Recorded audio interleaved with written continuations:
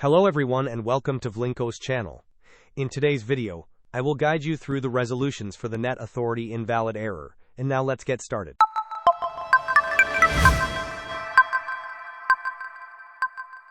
If you are encountering the Net Authority invalid error, there are several steps you can take to resolve it.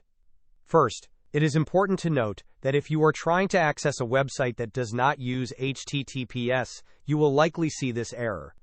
In such cases, there is no technical resolution. You would have to choose to proceed at your own risk, which is not recommended.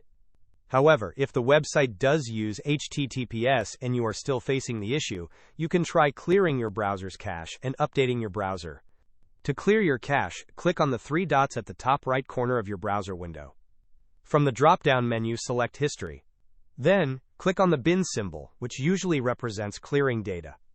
Change the time range to all time, and select Clear Now. Next, to update your browser, click on the same three dots again. Navigate to Help, and then select About Microsoft Edge, if you are using Microsoft Edge, or About Chrome, if you are using Chrome. This action will check for and install any available updates. Ensure your browser is updated to the latest version. Finally, it is crucial to ensure your system's date and time are correctly synchronized. Right-click on the Start button and select Settings from the menu. Go to the Time and Language tab. Select the Date and Time option.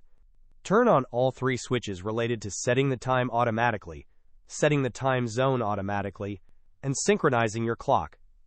After enabling these, click on Sync.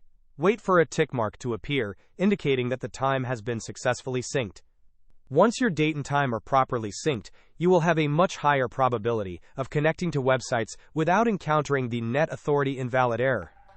Hope this was helpful. Don't forget to like and subscribe if you enjoyed. As always, thanks for watching, and I will see you in the next video.